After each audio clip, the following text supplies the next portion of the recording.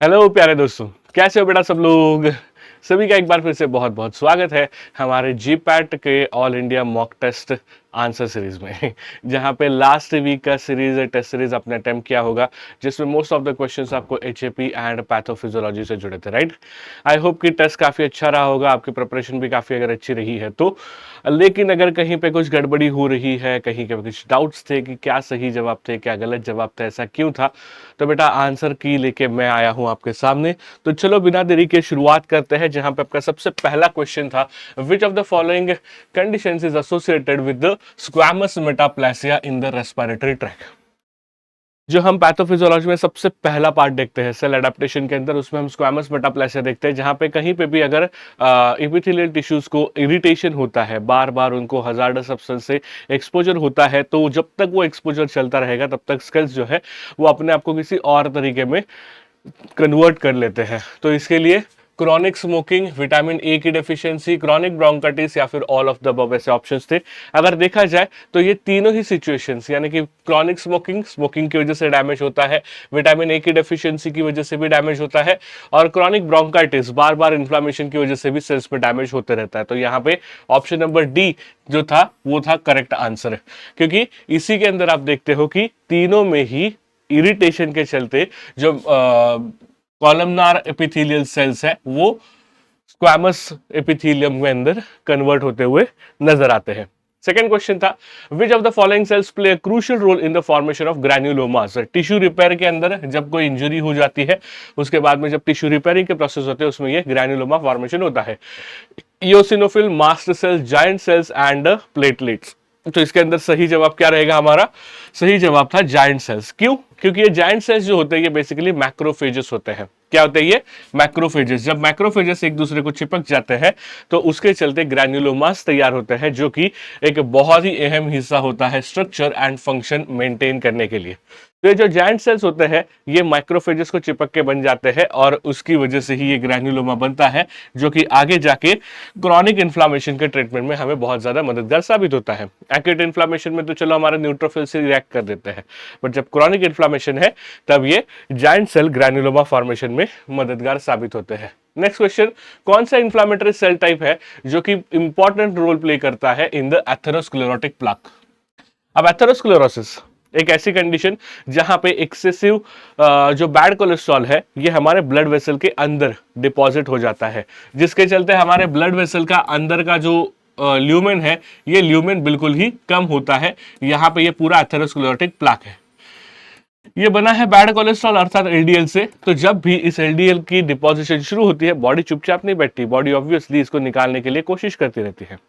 और कौन कोशिश करेगा? जब भी अनवांटेड चीज ब्लड स्ट्रीम में घुस रही है, वहां पे हमेशा पहला रोल होता है हमारे मैक्रोफेजेस का, right, just to engulf whatever that particle is. तो इसके लिए जो हमारा ऑप्शन नंबर डी मैक्रोफेजेस था ये सही जवाब था। ये मैक्रोफेजेस बेसिकली इस एलडीएल को खाने के चक्कर में खुद ही इसको ऑक्सीडाइज करके एनगल्फ करते हैं, और अपने आप में ये फोम सेल्स में कन्वर्ट हो जाएंगे। मतलब आए थे मारने के लिए, लेकिन खुद ही फोम सेल्स बन गए और एथेरोमा फॉर्मेशन में उन्होंने कंट्रीब्यूट कर दिया। इसीलिए वो धीरे धीरे प्लाक जो है वो बढ़ता हुआ हमें नजर आता है। साथ ही साथ ये इन्फ्लेमेटरी साइटोकाइनेस, ग्रोथ फैक्टर्स, ये सब कुछ रिलीज भी करता है, जिसके चलते यहाँ पे आप देख सकते हो कि प्लाक एक्चुअली प्रोग्रेस होना शुरू होता है, जबकि वो खत्म होना एक्सपेक्टेड था, राइट। नेक्स्ट क्वेश्चन था, which of the following is not a common symptom of ischaemia. Ischaemia मतलब क्या होता है? जब कभी भी हाइपोक्सिया होगा, अगर बाय एनी चांस बॉडी में कहीं पे भी हाइपोक्सिया यानी कि ऑक्सीजन की कमी, ऑक्सीजन लेवल्स लो, जब ऑक्सीजन लेवल कम होती है उसके चलते जो इंजुरी होगी, इस इंजुरी को हम कहते हैं इस्कीमिया, बराबर।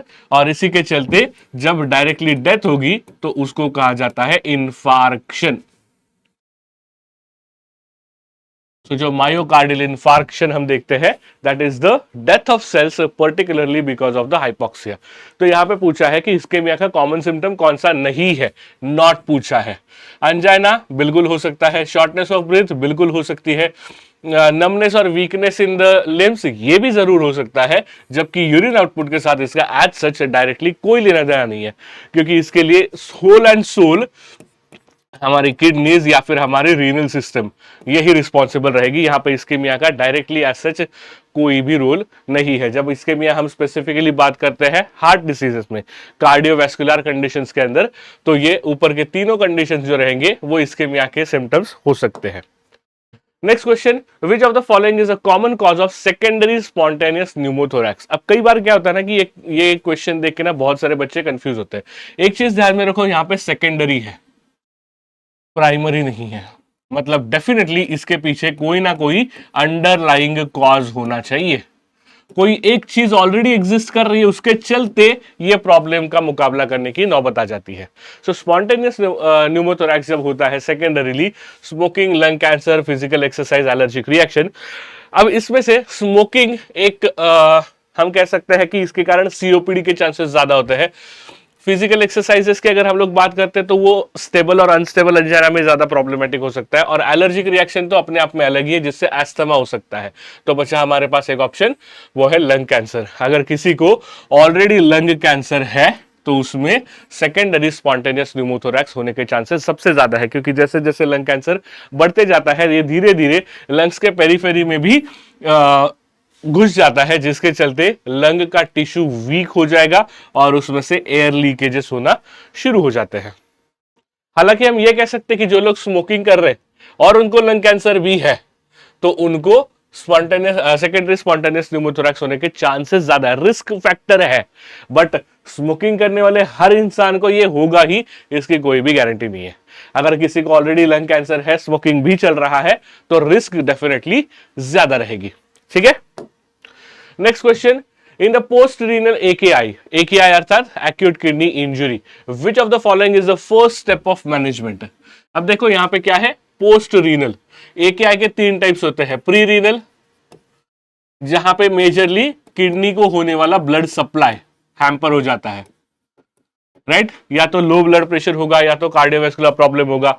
दूसरा होता है रीनल, जहां पे actually glomerular filtration rate affect होता है, फिर चाहे वो ग्लोमेरुलोनेफ्राइटिस हो, उसके साथ साथ में पाइलोनेफ्राइटिस हो सकता है, या फिर ग्लोमेरुलस में होने वाली इंजुरी, डैमेजेस हो सकते हैं टॉक्सिन की वजह से। और तीसरा होता है पोस्ट रीनल। पोस्ट रीनल में ब्लड भी सही से आ रहा है, किडनी के अंदर फिल्टर भी सही हो रहा है, यूरिन भी बन रही है, बस वो ब्लैडर तक नहीं पहुंच पा रहा है because there is some obstruction. तो ये ऑब्स्ट्रक्शन के चलते ही पोस्ट रीनल कॉज हुआ है। तो यहां पे obviously relieving the obstruction is the major task of management. जैसे ही आपने ऑब्स्ट्रक्शन को रिमूव कर दिया, तुरंत यूरिन फ्लो शुरू हो जाएगा। यूरिन आउटपुट कम हुआ है, यूरिन फॉर्मेशन कम नहीं होता है पोस्ट रीनल, रीनल के बाद में, किडनी के बाहर आने के बाद में। ठीक है, तो यहां पे ऑप्शन नंबर बी था सही जवाब। Next, which coagulation factor is activated by both intrinsic and extrinsic pathways. आपको याद होगा कि फैक्टर नंबर 13 से यहां से एक्सट्रिंसिक इंट्रिंसिक पाथवे शुरू होता है, और दूसरी तरफ से अगर आप देखते हो तो यहां से इंट्रिंसिक पाथवे जो है वो भी शुरू होता हुआ आपको नजर आता है, जो कि एक समय पे आके कॉमन हो जाता है। तो वो कॉमन फैक्टर जो होता है वो होता है फैक्टर 10, इसका कन्वर्जन होगा फैक्टर 10A के अंदर। सो फैक्टर नंबर 10 ये हमारा कॉमन पाथवे हो जाता है। ठीक है, perfect. Next, Addisonian crisis is an emergency due to. अब बेटा इसको ना ध्यान से पढ़ना जरूरी है। एडिसोनियन, कई बार एडिसन्स डिसीज और एडिसोनियन क्राइसिस, ये दोनों चीजों को आप कंफ्यूज कर देते हो। यहां पे पूछा है एडिसोनियन। एडिसोनियन डिसीज एक ऐसी कंडीशन होती है जहां पर sudden and severe lack of adrenal hormones, adrenal gland से निकलने वाले जो दो इंपॉर्टेंट हार्मोन्स होते हैं, एड्रिनल कॉर्टेक्स है, मेडुला से नहीं, मेडुला से कैटेकोलामाइंस रिलीज होते हैं, उसमें कुछ हालत नहीं हो रहा। एड्रिनल कॉर्टेक्स से निकलने वाले वो कौन से होते हैं, वो होते हैं कॉर्टिसोल एंड अल्डोस्टेरॉन। कॉर्टिसोल जो कि हमारे स्ट्रेस हार्मोन के तौर पे काम करता है, एंड अल्डोस्टेरॉन जो कि वाटर रिसॉर्प्शन के लिए काम करता है, सोडियम वाटर रिटेंशन।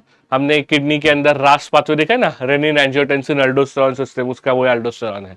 तो जब ये दोनों ही अचानक से काम नहीं करते हैं, इसके चलते severe hypotension, electrolyte imbalance and circulatory shock का खतरा हो सकता है। तो यहाँ पे क्वेश्चन क्या दिया है, इस कंडीशन में, ये कंडीशन जो होती है ये किसके कारण होती है, severe hyperglycaemia acute adrenal insufficiency leading to shock, excessive aldosterone, या फिर पिट्यूटरी इन्फार्क्शन। सो जैसे देखा, it is because of the adrenal hormones की कमी। So option number B, acute adrenal insufficiency. But remember this कि ये कॉर्टिसोल एंड अल्डोस्टेरॉन है, catecholamines नहीं है, कंफ्यूज नहीं होना, ठीक है। Next question, which type of memory is most affected in the early stages of Alzheimer. अब इसमें ना बहुत कंफ्यूजन होता है, episodic memory, semantic memory, procedural memory, working memory, ये सब कुछ चीजें क्या रहती है।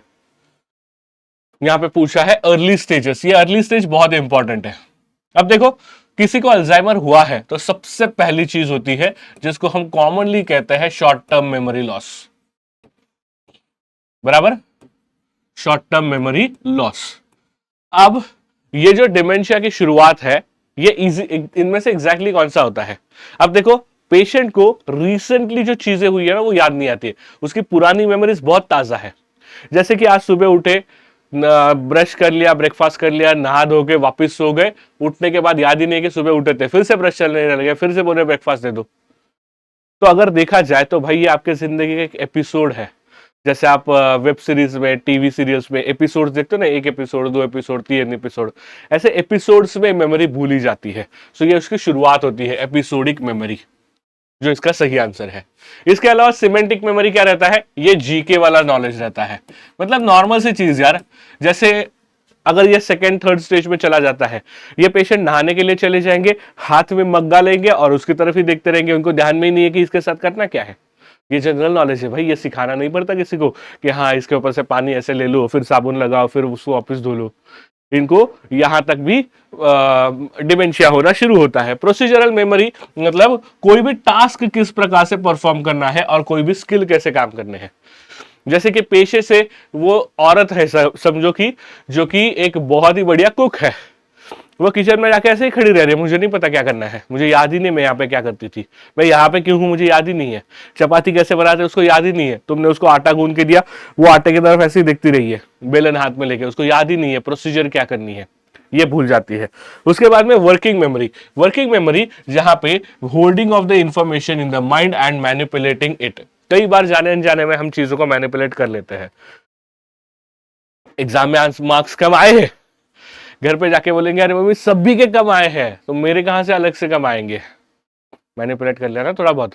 ये चीजें ध्यान में नहीं आती, कहाँ पे कौन सी चीज बोलनी है, कहाँ पे क्या करना है, समझ में नहीं आता। कई बार ये लोगों के साथ ऐसे होता है कि मतलब जो सीवियर स्टेजेस में चला जाता है, स्टेज 4 स्टेज 5 में जब चले जाते हैं, तो इनको इवन इस बात का ध्यान नहीं रहता है कि अगर इनको कपड़े बदलने हैं तो वो कहाँ पे है, पब्लिक प्लेस में है, घर में सब लोगों के सामने है, वो वहीं पे शायद कपड़े बदलना शुरू कर देते हैं। या फिर लैट्रिन के लिए भी वॉशरूम में जाना, ये चीज समझ में नहीं आती है, ये चीज दिमाग में नहीं आती, वॉशरूम का फीलिंग आ गया वहीं पे बैठ जाएंगे, वहीं पे तुरंत शुरू करेंगे। ये वाली चीजें जो होती है ये जुड़ी रहती है वर्किंग मेमोरी के साथ। तो यहाँ पे अर्ली स्टेजेस में क्या होता है, episodic memory loss. Remember this very very well. Okay, next question, which vitamins are suggested to reduce the risk of Alzheimer disease. Alzheimer disease में one of the major cause जो होता है वो होता है ऑक्सीडेटिव स्ट्रेस का, बराबर, oxidative stress, जिसके चलते फर्दर न्यूरोडिजेनरेशन होता है। तो अगर हमें इससे प्रोटेक्शन चाहिए तो हमारे पास एक ऑप्शन होता है which is called as antioxidant. So vitamin A and K, B12 and folic acid, D and calcium, या फिर विटामिन ई एंड सी, इनमें विटामिन ई एंड सी ये जो होते हैं ये दोनों ही वेल नोन एंटीऑक्सीडेंट्स हैं, जिसके चलते ये बहुत ही ज्यादा लेवल पे ऑक्सीडेटिव स्ट्रेस कम करेंगे और एडी का यानी कि अल्जाइमर डिसीज का फर्दर प्रोग्रेस भी ये रोक सकते हैं। Which of the following is not a feature of Parkinson's disease? Parkinson disease जहां पे सब्सटेंशिया नाइग्रा पास कॉम्पैक्टा में डोपामिनर्जिक न्यूरॉन का लॉस होगा, डोपामिनर्जिक न्यूरो डीजेनरेशन, बराबर। तो जब डोपामिनर्जिक न्यूरो डीजेनरेशन होता है, इसके चलते जो हमारी मोटार एक्टिविटीज है वो एक्चुअली हैम्पर हो रही है। तो इसमें रेस्टिंग ट्रेमर होगा क्या, हाँ बिल्कुल सही, हाथ ऐसे ऐसे शेक होते रहेंगे। ब्रेडिकाइनेसिया यानी कि सारी की बॉडी मूवमेंट जो है वो स्लो हो जाती है, बिल्कुल सही है। रिजिडिटी, हाँ बिल्कुल रिजिडिटी भी आती है क्योंकि मूवमेंट सही तरीके से नहीं होते। जबकि स्पास्टिसिटी यानी एक्सट्रीम लेवल पे होने वाला स्पाज्म, ये कंडीशन यहाँ पे पॉसिबल नहीं होती है, इनफैक्ट स्पास्टिक हो ही नहीं सकता। सो option number D is not a feature of Parkinson disease. Next question, which electrolyte abnormality is least likely in renal tubular acidosis type 4?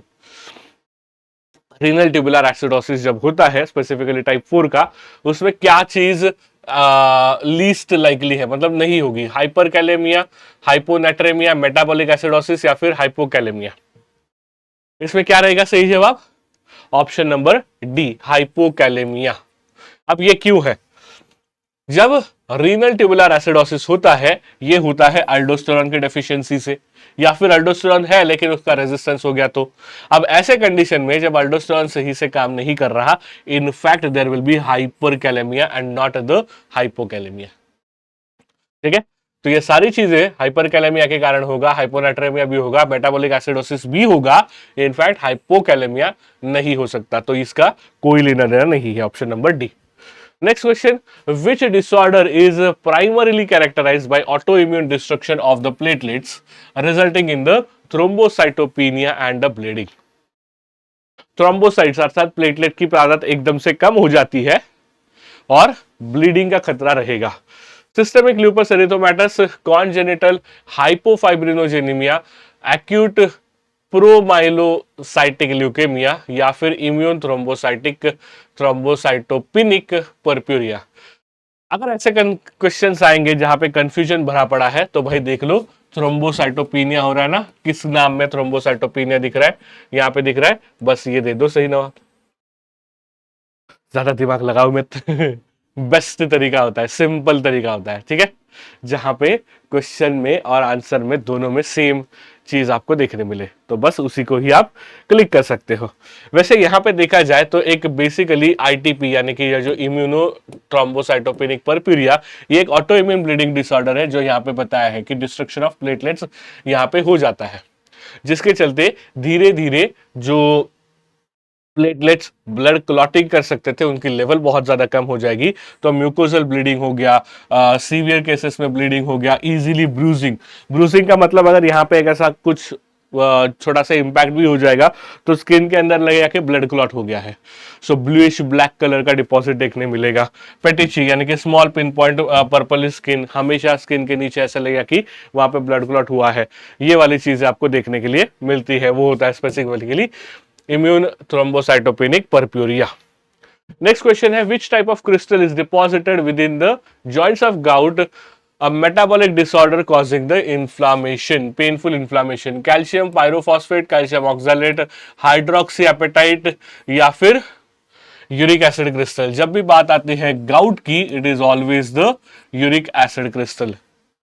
जब यूरिक एसिड का फॉर्मेशन ज्यादा होता है या फिर उसका एक्सक्रीशन कम होता है तो ये जॉइंट्स में जाकर डिपॉजिट होना शुरू हो जाते हैं। सो option number D, uric acid crystals. जब कैल्शियम ऑक्सलेट की बात आती है, ये होता है नेफ्रोलिथियासिस के अंदर, नेफ्रोलिथियासिस जिसको हम किडनी स्टोन के नाम से भी जानते हैं, तो ये भी ध्यान में रखना, ठीक है।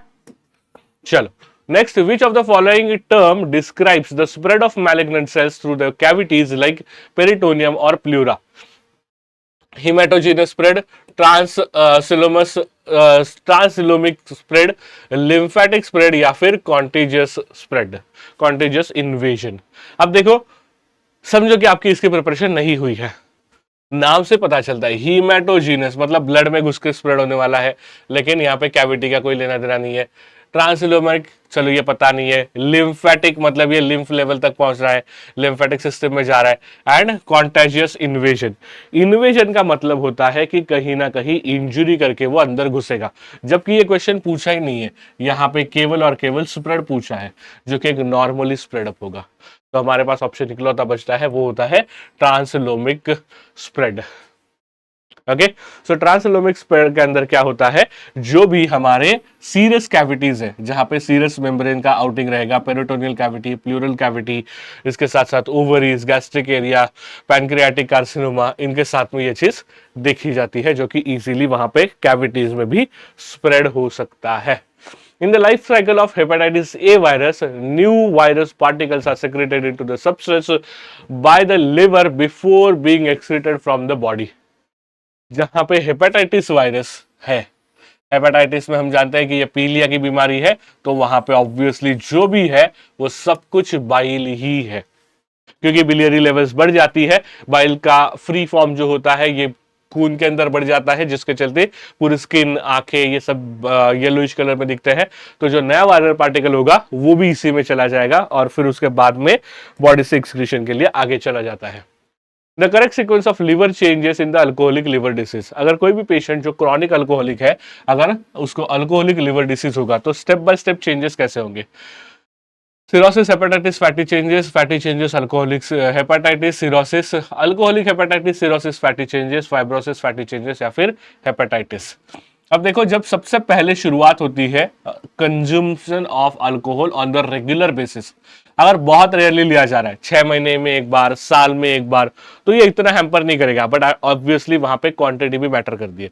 ऐसे नहीं कि 6 महीने में एक बार ले रहे और एक बार में ही 10-12 बोतल खाली कर रहे हैं।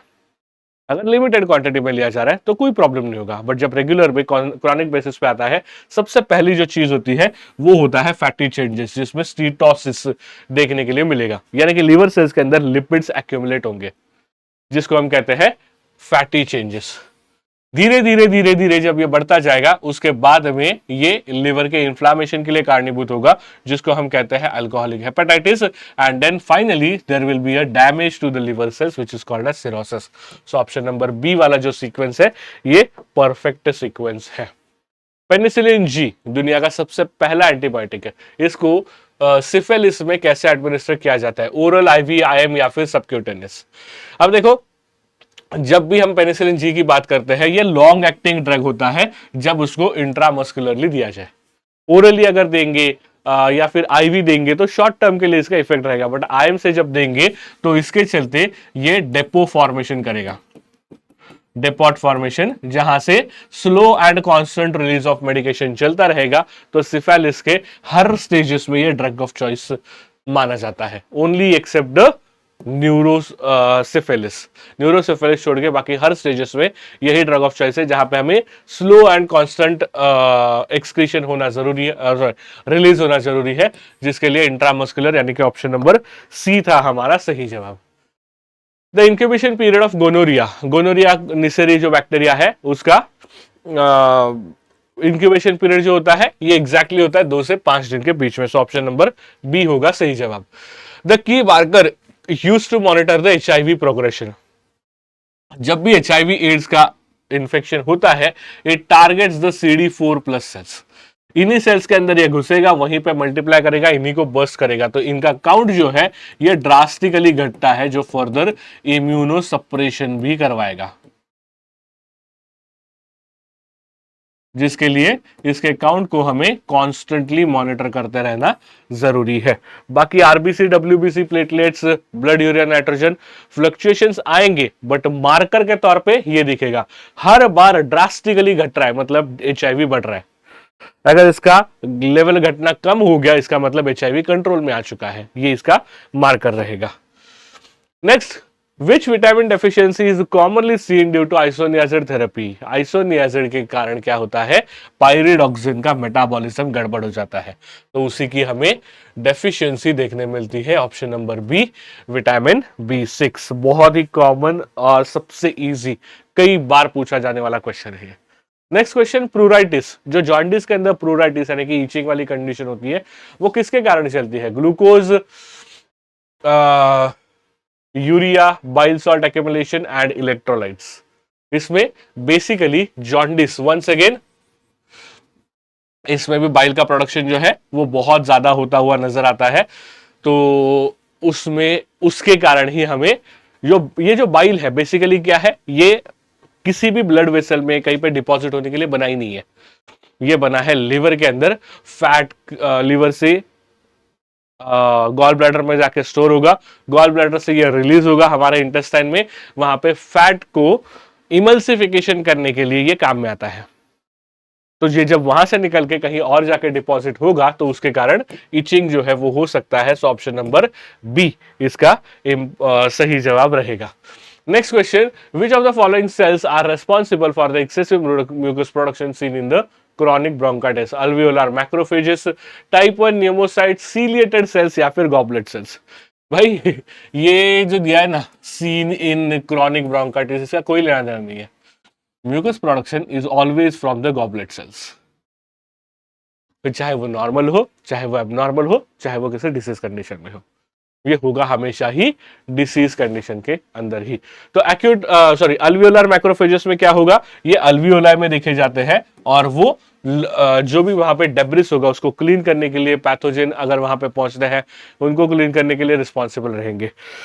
टाइप 1 न्यूमोसाइट जो रहते हैं ये फ्लैट और थिन सेल्स देते हैं जो कि अल्वियोलाई के वॉल को तैयार करते हैं, जहां से ये गैस एक्सचेंज को आसानी से पॉसिबल कर सकते हैं। एंड सीलिएटेड सेल्स जो रहेंगे ये म्यूकोसिलियरी एस्केलेटर में पाए जाते हैं, जो कि म्यूकस को और ट्रैप पार्टिकल्स को एयरवे से बाहर निकालने का काम करते हैं। ठीक है, next question, Which of the following is the final product of coagulation cascade that forms the clot? जब पूरा इंट्रिंसिक हो चाहे एक्सट्रिंसिक हो पाथवे जब खत्म होता है, उसके लास्ट में बनते हैं फाइब्रिन्स, जो कि फाइबर लाइक स्ट्रक्चर्स रहेंगे, फाइबर लाइक स्ट्रक्चर्स जिनका क्रॉस लिंकिंग अब होगा और उसके चलते एक स्ट्रॉन्ग क्लॉट बनेगा। सो ऑप्शन नंबर डी फाइब्रिन होगा इसका सही जवाब। Next question, triggered activity in the cardiac muscle is initiated by early or delayed after depolarizations that reach which of the following? Maximum diastolic potential, resting membrane potential, threshold potential या फिर plateau phase। अब ये चीज क्या होती है? Triggered activity in cardiac muscle, जब भी हम जानते हैं कार्डियक पोटेंशियल, एक्शन पोटेंशियल को, तो ये माइनस में रहेगा, -70 मिलीवोल्ट्स, डीपोलराइजेशन, प्लेट्यू फेज, रीपोलराइजेशन और कभी कभी हाइपरपोलराइजेशन भी होगा। तो जब भी अर्ली और डिलेड आफ्टर डीपोलराइजेशन होंगे तो इसका मकसद क्या होता है कि ये अगर आगे चला जा रहा है तो अर्ली डीपोलराइजेशन में ये वापस से इसको थ्रेशोल्ड पोटेंशियल पे लेके आएगा, जहां से ये वापस ऊपर उठ सके। ठीक है, समझ में आ रहा है? अर्ली या फिर डिलेड आफ्टर डीपोलराइजेशन जो होते हैं, इसमें जो स्टिमुलेशन दिया जाएगा हार्ट को वो थ्रेशोल्ड पोटेंशियल पे लाएगा, जहां से वो वापस डीपोलराइजेशन के लिए रेडी रह सके। क्योंकि अगर ये यहां पे है तो यहां पे इसको एक्स्ट्रा एनर्जी स्पेंड करनी पड़ेगी पहले थ्रेशोल्ड पे आने के बाद, फिर उसका होगा डीपोलराइजेशन, तो ये एक्स्ट्रा टाइम लगेगा, है ना। इस एक्स्ट्रा टाइम को रोकने के लिए, इसको थ्रेशोल्ड पोटेंशियल पे लाने के लिए ट्रिगर्ड एक्टिविटीज की जाती है। So option number C threshold potential is the correct answer.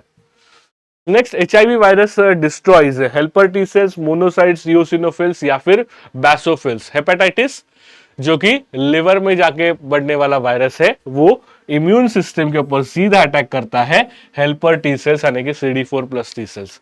सो जैसे एचआईवी में हमें देखने मिलता है, यहां पे भी CD4+ टी सेल्स ही डायरेक्टली हमें हैम्पर होते हुए नजर आते हैं। सो ऑप्शन नंबर ए होगा हमारा सही जवाब।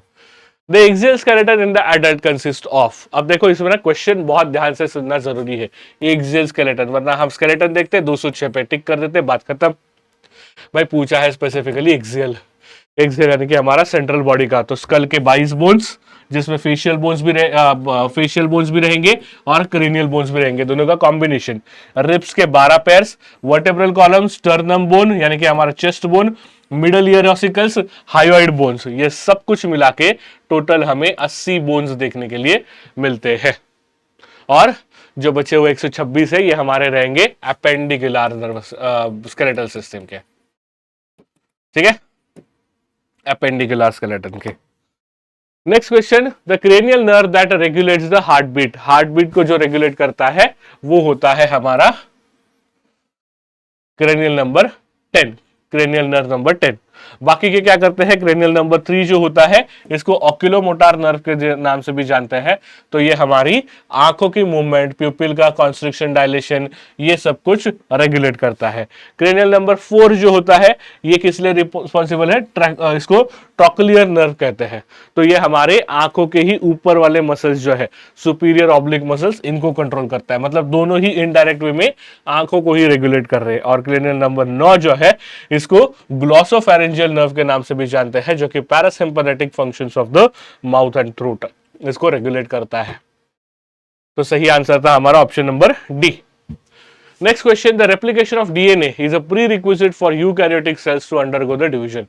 During the cycle the DNA replicates in which phase, S phase, G1 phase, G2 phase या फिर M फेज। अब देखो आपको याद होगा सबसे पहले आता है रेस्टिंग फेज जहां पे कहीं पे भी मल्टीप्लीकेशन नहीं होता, फिर आता है G1 फेज जहां पे मैकेनिज्म इंश्योर करता है that everything is ready for what, everything is ready for DNA multiplication. उसके बाद में आती है S phase, S stands for synthesis, तो जहां पे डीएनए का सिंथेसिस यानी कि डीएनए का मल्टीप्लीकेशन होगा। उसके बाद में आती है G2 phase where mechanism ensures that everything is ready for mitosis, and then finally आती है M फेज जहां पे माइटोसिस हो जाता है। सो डीएनए सिंथेसिस कहां पे होगा, DNA multiplication, DNA synthesis S phase के अंदर होता है। सो ऑप्शन नंबर ए है सही जवाब। Gleason's capsule is a delicate connective tissue capsule covering the spleen, liver, kidney या फिर गॉल ब्लैडर। ये स्पेसिफिकली लीवर के ऊपर प्रेजेंट होता है। अगर आप आगे जाके फ्यूचर में कभी भी एनिमल्स का डिसेक्शन करते हो, जैसे आपने एम फार्म में कोई ऐसा प्रोजेक्ट ले लिया जिसमें आपकी एनिमल एक्टिविटी है, उस टाइम पे ना आप इसको एक्चुअली प्रैक्टिकली देख सकते हो। जब किडनी निकाल ली जाती है, किडनी के ऊपर एक ट्रांसपेरेंट ऐसा कवरिंग आपको देखने मिलेगा जो होता है एक्चुअली ग्लिसन्स कैप्सूल, जो किडनी को पूरी तरीके से कवर करने का और साथ ही साथ में इसको लिवर से सेपरेट करने का भी काम करता है। ठीक है, सॉरी किडनी नहीं बोला, माय मिस्टेक, गलती से मैंने किडनी बोला। It is present over the liver. So ये क्या करता है, लिवर को आजू बाजू के जो भी ऑर्गन्स और कंडीशन से, एनवायरमेंटल कंडीशन से प्रोटेक्ट रखने का काम करता है। So it is the liver. My mistake, मैंने गलती से किडनी बोला, so sorry. Next question, during the cardiac cycle the opening of aortic wall takes place at beginning of systole, end of isovolumetric contraction, end of diastole या फिर end of diastasis. Aortic valve कब खुलता है, जब ventricular contraction होगा, है ना, ventricular contraction होगा तब एओर्टिक वाल्व खुलेगा और फिर सारा का सारा कंटेंट, मतलब जो ब्लड है वो लेफ्ट वेंट्रिकल से बॉडी के बाहर चला जाएगा। सो ये होता है exactly at the end of isovolumetric contraction. Isovolumetric contraction जो होता है जहां पर the pressure of left ventricle exceeds the pressure of aorta, क्योंकि ब्लड सारा वेंट्रिकल्स में है ना, एओर्टा भी पूरा भरा नहीं है। जब ये एओर्टिक वॉल खुलेगा तब वेंट्रिकल्स कॉन्ट्रैक्ट होंगे और उसके बाद में एओर्टा में ब्लड जाके भर जाता है। तो इसीलिए इसको एंड ऑफ आइसोवोल्यूमेट्रिक कॉन्ट्रैक्शन के तहत देखा जाता है कि तब एओर्टिक वॉल्व खुलेगा।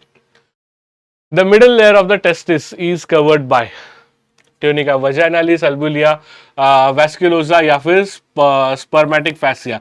इसका टेस्टिस के साथ डायरेक्टली कोई लेना देना है टेस्टिस से कवरिंग में। जो आउटर मोस्ट लेयर होता है that is vaginalis, inner most मतलब सॉरी मिडल लेयर जो होता है intermediate that is albuginea, and this one is inner most layer. So option number B होगा हमारा सही जवाब। Next question, the study about the visceral organs. Visceral organs यानी कि बॉडी के कुछ इंपॉर्टेंट ऑर्गन्स जिसके अंदर heart, lungs, digestive system, excretory system, reproductive and circulatory system, ये सारे के सारे सिस्टम्स देखे जाते हैं। तो यहाँ पे कौन सी स्टडी होगी, टॉक्सिकोलॉजी, स्प्लैनकोलॉजी, ओस्टियोलॉजी या फिर पेडियाट्रिक्स? कौन सा रहेगा? इट इज स्प्लैनकोलॉजी, क्योंकि हम जानते हैं टॉक्सिकोलॉजी तो टॉक्सिटी की स्टडी है, ओस्टियोलॉजी बोन्स की स्टडी है, पेडियाट्रिक्स छोटे बच्चों के अंदर ड्रग्स की अंदर स्टडी है, चिल्ड्रन के अंदर, इन्फेंट्स के अंदर। सो बचा ऑप्शन हमारे पास option number B. Next question, in which of the following conditions would you expect to see the peaked T waves on an ECG? Hypokalaemia, hyperkalaemia, hypocalcaemia या फिर हाइपोनेट्रेमिया? अब टी वेव जो आ रही है, final T wave, it is because of the potassium repolarization के चलते ही आ रहा है। रिपोलराइजेशन में पोटेशियम आयन चैनल्स ओपन होंगे, उसके चलते ये वेव आ रही। पी वेव क्यों आती है? It is because of depolarization. कौन सा? एट्रियल डीपोलराइजेशन, सोडियम के चलते। यहां पे वेंट्रिकुलर डीपोलराइजेशन जो कि वंस अगेन सोडियम के चलते आएगा, और फिर रिलैक्सेशन का जो फेज आता है यानी कि डायस्टोलिक पोजीशन जो होती है that is because of potassium. तो ये क्या पूछा है? पीक्ड वेव, मतलब ये एकदम शार्प आएगा। अगर ये शार्प आना चाहिए तो पोटेशियम बढ़ना चाहिए। जब एक्सेसिव पोटेशियम होगा यानी कि हाइपर कैलेमिया होगा, तभी ये चीज देखने के लिए मिलती है। ठीक है, सो ऑप्शन नंबर कहा गया hyperkalemia, B is the correct one. Which of the ear is responsible? Which part of the ear is responsible for maintaining the body balance in humans? So, cochlea, eustachian tube, semilunar canals या फिर tympanic membrane. कौन सा वो body का part होता है जो कि इक्विलिब्रियम मेंटेन करता है? It is the semi circular canals. Okay, semi circular canal जो कि वेस्टिबुलर apparatus का एक इंपॉर्टेंट पार्ट होता है, जिसके अंदर जो फ्लूइड वाइब्रेट होते रहता है, उसके चलते हम बॉडी का बैलेंस मेंटेन कर पाते हैं. देखो, आपने कई बार ये एक्सपीरियंस किया होगा कि अगर आप बहुत ज्यादा हाइट पे चले जाते हो, बहुत ज्यादा स्पीड से चले जाते हो, किसी फ्लाइट में ही बैठे हो, एग्जाम्पल ले लो, हाइट एकदम से चेंज हो रही है, स्पीड बहुत ज्यादा है, रफ्तार बहुत ज्यादा है, ऐसे कंडीशन में अचानक से बॉडी बैलेंस बिगड़ता है, कानों में से आवाज आती है, ऐसे ही चक्कर से आ जाते हैं. This is all because of the disbalance of the body, जो कि सेमी सर्कुलर कैनल्स के चलते देखा जा सकता है. Next question, IP3 primarily functions by. IP3 कहां पे सुना है भाई? IP3 डैग, IP3 डैग, जिसके चलते स्मूथ मसल का कॉन्ट्रैक्शन होगा. कहां पे होता है ये?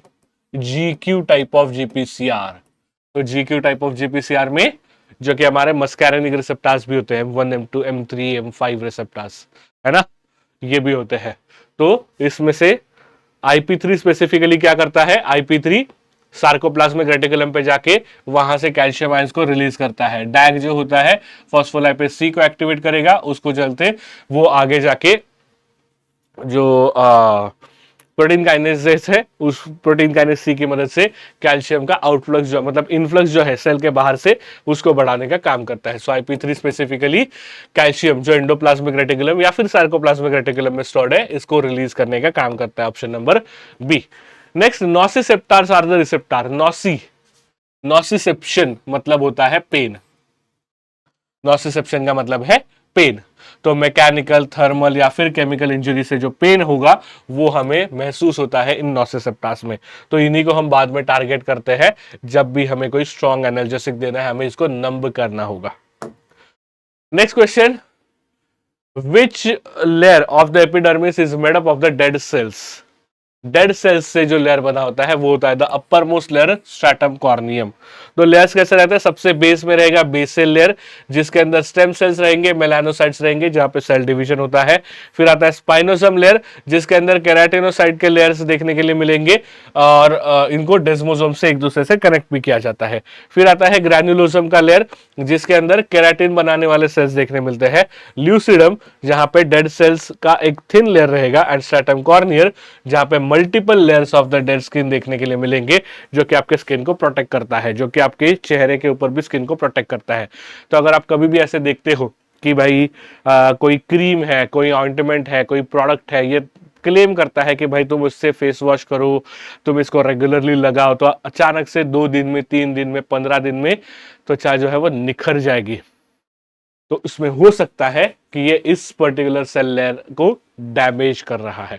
तो इसको अच्छे से जाने बिना ब्लाइंडली यूज नहीं करना है, वरना आगे जाके स्किन रिलेटेड प्रॉब्लम्स हो सकते हैं. क्लैविकल एंड स्कैपुला, ये दोनों मिलके क्या बनाते हैं? Pelvic girdle, shoulder joint, pectoral girdle या फिर axial skeleton. Clavicle, scapula and clavicle. Clavicle मतलब हमारा कॉलर बोन. तो ये बना के मोस्ट ऑफ द टाइम ना इसमें कंफ्यूजन होता है. पेक्टोरल गर्डल, पेल्विक गर्डल जो होता है वो हिप बोन में पाया जाता है. ठीक है, पेल्विक एंड पेक्टोरल सेम नाम होने की वजह से ना बहुत बार गलती हो जाती है, थोड़ा सा ध्यान देना. पेल्विक, पेल्विक का मतलब है कमर, सो ये हिप के पास प्रेजेंट रहेगा. पेक्टोरल गर्डल हमारा अपर बॉडी में पाया जाता है. Next question, assertion and reason है. असर्शन दिया गया है कि 11th and 12th ribs are called as floating ribs, और उसका रीजन है they are connected to sternum by the costal cartilage. अब ऐसे टाइप के क्वेश्चन में ना आपके बहुत कंफ्यूजन होते हैं, मुझे लेक्चर में भी आप बोलते हो कि सर ये क्वेश्चन समझ में नहीं आते. इसके लिए पहले ये दोनों को समझना जरूरी है. 11th और 12th रिब्स, इनको फ्लोटिंग रिब्स कहा जाता है क्या? बिल्कुल सही, इनको फ्लोटिंग रिब्स कहा जाता है. क्यों फ्लोटिंग रिब्स कहा जाता है? उसका रीजन दिया है they are connected to sternum by cartilage. अब लॉजिकली अगर देखोगे, अगर इनका कनेक्शन होता तो इनको फ्लोटिंग क्यों बोलते? बराबर है. अगर ये फ्लोटिंग है, इसका मतलब इसका कनेक्शन ही नहीं होता. तो वही ऑप्शन सही है, A is true, R is false. Floating ribs कहते हैं ये बात सही है 11th और 12th, क्योंकि वो एक्चुअली फ्लोटिंग है। वो रिप्स को कोस्टल कार्टिलेज के चलते कनेक्ट नहीं होते। इनफैक्ट 1 to 10 जो है ये कोस्टल कार्टिलेजेस से कनेक्ट होते हैं। इसकी वजह से हम सीना चौड़ा कर सकते हैं, फिर वापस से कॉन्ट्रैक्ट कर सकते हैं। वो जो हल्की सी मूवमेंट है that is because of costal cartilage. But जो फ्लोटिंग रिप्स है ये वहां पर बिल्कुल भी टच नहीं करते हैं। ठीक है, next question, what are the bones of the fingers known as? Short bones, metacarpals, phalanges या फिर कार्पल्स?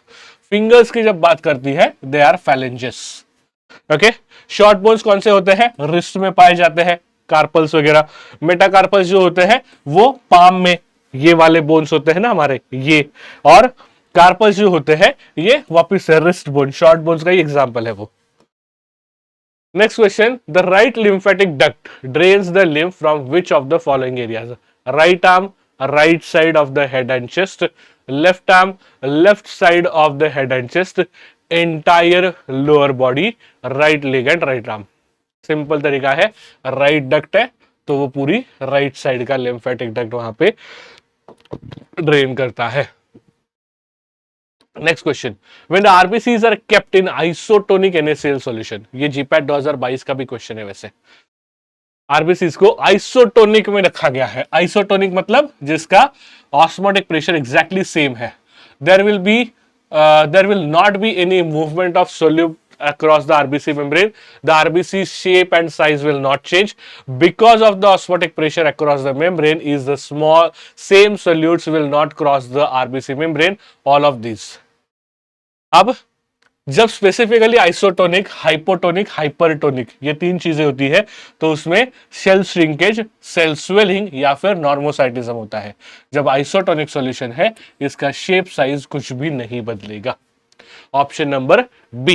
ये जो ए और सी वाले ऑप्शन है ये बस आपको कंफ्यूज करने के लिए दिए गए हैं। जो कि आइसोटोनिक है तो मूवमेंट भी नहीं होगी, मूवमेंट नहीं होगी तो शेप और साइज में भी कोई प्रकार का चेंज नहीं होगा। Next question, serum differs in the plasma.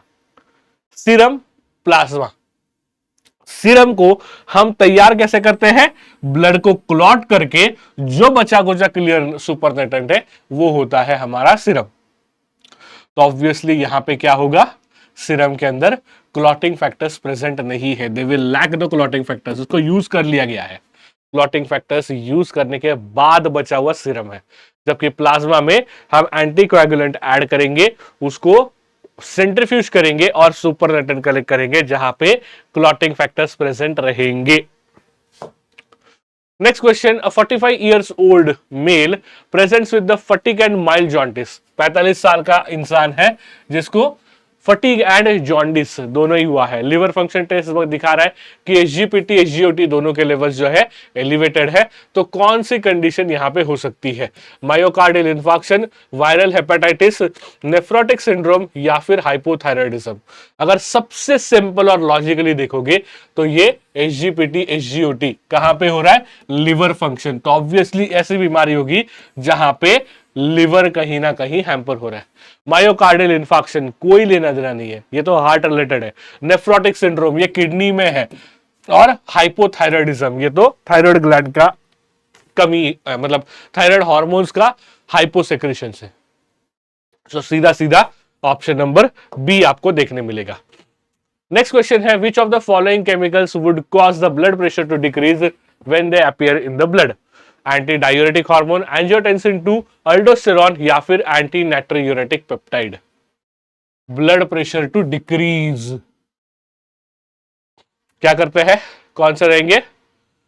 Anti diuretic hormones नहीं। एंजियोटेंसिन 2 ये इनफैक्ट वैसोकॉन्स्ट्रिक्शन करके ब्लड प्रेशर बढ़ाता है। अल्डोस्टेरॉन भी ब्लड प्रेशर बढ़ाता है। तो बचा एक ही, एट्रियल नाइट्रोयूरेटिक पेप्टाइड। ये क्या करता है? सोडियम का एक्सक्रीशन बढ़ाएगा। सोडियम का एक्सक्रीशन बढ़ेगा तो जिसके चलते वाटर का एक्सक्रीशन बढ़ेगा, हाइपोवोलेमिया होगा, ब्लड प्रेशर घटेगा। ठीक है, next question, how do calcitonin और parathyroid hormone controls the blood calcium level? Calcitonin acts to increase the blood calcium level, parathyroid hormone release is inhibited by increasing calcium levels. Parathyroid hormone stimulates the bone resorption cells to take up the calcium, या फिर calcitonin inhibits the parathyroid hormone. इसके अंदर हमारा जो option number B है that is the correct. Parathyroid hormone जो release होता है ये इंक्रीजिंग कैल्शियम लेवल से अपने आप इनहिबिट होता है निगेटिव फीडबैक मैकेनिज्म से चलते. जैसे जैसे कैल्शियम की लेवल इंक्रीज होती जाएगी वैसे वैसे पैराथायरॉयड हार्मोन की लेवल घटेगी. Okay. Next question, which of the following is the main inhibitory neurotransmitter of the brain. Brain में जब इनहिबिशन की बात आती है दो ही है, एक होता है गैमा अमाइनो ब्यूटरिक एसिड अर्थात जिसको हम गाबा कहते हैं, दूसरा है ग्लाइसिन, बट ग्लाइसिन माइनर है and this one is the major. जब भी आपको जनरल एनेस्थेशिया चाहिए, जब भी आपको बॉडी के ओवर ओवरथिंकिंग से रिलैक्सेशन चाहिए, जब भी आपको रात की सुकून वाली नींद चाहिए, सब कुछ आपको गाबा दिला सकता है. मेजर इनहिबिशन करता है वो. ठीक है. इसके अलावा डोपामाइन हम सब जानते हैं it is a happiness chemical, या फिर इसको हम रिवॉर्ड केमिकल के नाम से भी जानते हैं. जब भी आप खुश रहोगे so it is because of the dopamine. आप खुश हो, आप बहुत खुश हो, आप बहुत ज्यादा खुश हो, आप खुशी के बारे में पागल हो रहे हो, डिपेंड्स अपॉन डोपामाइन कितना बढ़ता है. एंड एसिटाइलकोलिन हम जानते हैं कि हमारा जो रेस्ट एंड डाइजेस्ट सिस्टम है अर्थात जिसको हम कोलिनर्जिक सिस्टम के नाम से जानते हैं, इसका ये मेजर न्यूरोट्रांसमीटर है. तो ऑप्शन नंबर सी इसके लिए यहां हमारा सही जवाब होगा. नेक्स्ट क्वेश्चन यानी कि सेकंड लास्ट क्वेश्चन के पास आते हैं. Which organ is primarily responsible for filtering the lymph. Lymph filter करने के लिए लिवर, स्प्लीन, लिम्फ नोड्स या फिर बोन मैरो. मेजॉरिटीली लिम्फ नोड के अंदर ये फिल्ट्रेशन के लिए ही बनाया गया है. ओके. जहां पे pathogen, cellular debris, foreign particles जो भी लिम्फ में है सब उसको फिल्टर आउट करने का काम किया जाता है. Last question of this test series, मतलब आज का टेस्ट, पैराइटल सेल सीक्रेट्स. बहुत ही लड्डू टाइप का क्वेश्चन. पैराइटल सेल्स जहां से HCl का प्रोडक्शन होता है भाई, लेकिन यहाँ पे HCl का ऑप्शन तो है नहीं. Mucus, pepsinogen, gastrin and intrinsic factor. HCl के साथ साथ इंट्रिंसिक फैक्टर जो है ये भी रिलीज होता है जो कि विटामिन B12 के एब्जॉर्प्शन के लिए बहुत ज्यादा रिस्पॉन्सिबल रहेगा. ओके. तो यहाँ पे ऑप्शन नंबर डी है हमारा सही जवाब. तो बस इसी के साथ में हमारा ये टेस्ट का आंसर की हो जाता है यहीं पे खत्म. आई होप आपने एंजॉय किया होगा. काफी सारे नए कंसेप्ट्स भी आपको समझे होंगे, जो भी डाउट्स थे वो भी क्लियर हो चुके होंगे. तो जल्दी जल्दी प्रिपरेशन शुरू कर दो. जो भी कंफ्यूजन हुआ था, गलत हुआ था, उसको रिवाइज कर लो और नेक्स्ट आने वाले टेस्ट के लिए जल्दी से प्रिपेयर करो. Thank you so much. जुड़े रहिए PW फार्मा के साथ ऐसे ही और इंटरेस्टिंग कंटेंट के लिए. तब तक के लिए tata bye bye and take care. Bye bye.